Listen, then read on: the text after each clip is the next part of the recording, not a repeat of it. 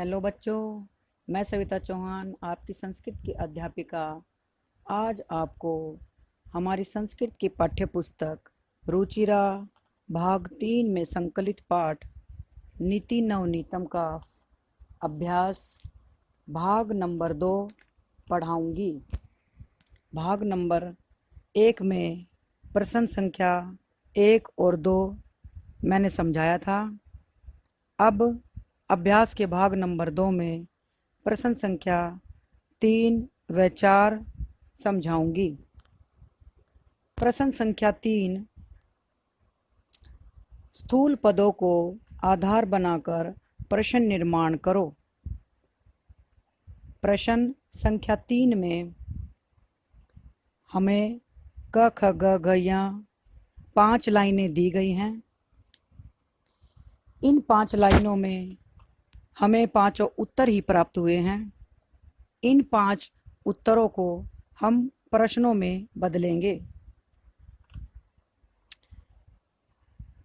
Line number क, वृद्धोपसेविनः आयुर्विद्या यशोबलम वर्धन्ते। बड़ों की सेवा करने से आयु विद्या यश व बल बढ़ता है। तो बच्चों, इसमें स्थूल शब्द है वृद्धोपसेविनः, बड़ों की सेवा करने से। प्रश्न निर्माण करते समय हम वृद्धोपसेविनः हटाएंगे, कस्य लगाएंगे तो हमें प्रश्न प्राप्त होगा कस्य आयुर्विद्या यशोबलम वर्धन्ते। क्या करने से आयु विद्या यश व बल बढ़ते हैं। नंबर ख, मनुष्य है सत्यपूताम वाचम वदेत। मनुष्य को सत्य से युक्त पवित्र वाणी बोलनी चाहिए। इस उत्तर को प्रश्न निर्माण करते समय हमें सत्यपूताम स्थूल शब्द मिला है। इसको हम बदलकर कीदृशीम लगाएंगे तथा बाकी के शब्द वैसे के वैसे लिखेंगे तो हमें प्रश्न संख्या प्राप्त होगी। प्रश्न लाइन है हमारी, मनुष्य है कीदृशीम वाचम वदेत। मनुष्य को कैसी वाणी बोलनी चाहिए। नंबर ग, त्रिषु तुष्टेषु सर्वम तपः समाप्यते। उन तीनों के संतुष्ट होने पर सब प्रकार के तप समाप्त हो जाते हैं। यह हमारी उत्तर की लाइन थी। इसका प्रश्न निर्माण करते समय हम तपः स्थूल शब्द को बदलेंगे। तो बच्चों, तपः को हटाकर हम किम लगाएंगे और हमें प्रश्न की लाइन प्राप्त होगी, त्रिषु तुष्टेषु सर्वम किम समाप्यते।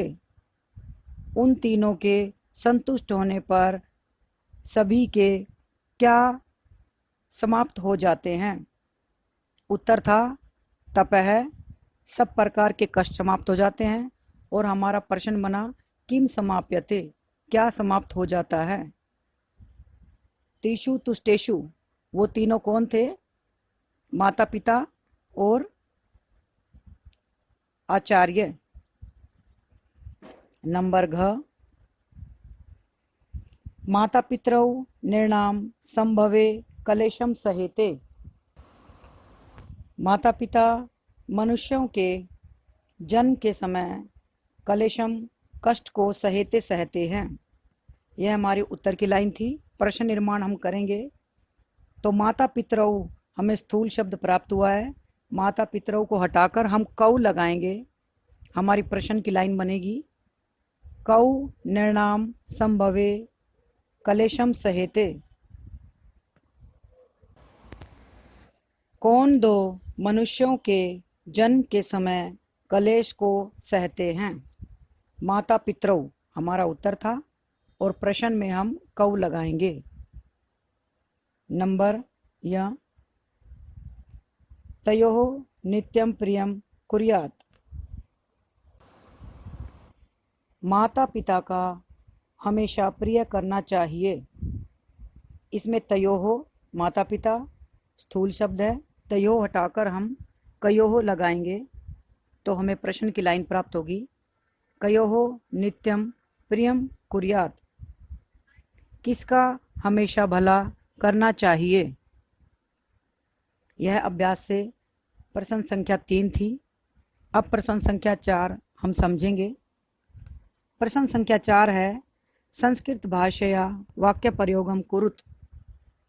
संस्कृत भाषा में वाक्य प्रयोग करो।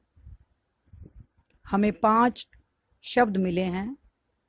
उन 5 शब्दों से हम 5 लाइनें बनाएंगे। नंबर क, विद्या। विद्या विनयम ददाति। विद्या विनयशीलता प्रदान करती है या देती है। नंबर ख, तपः। साधु तपश्चरति। साधु तपस्या करता है।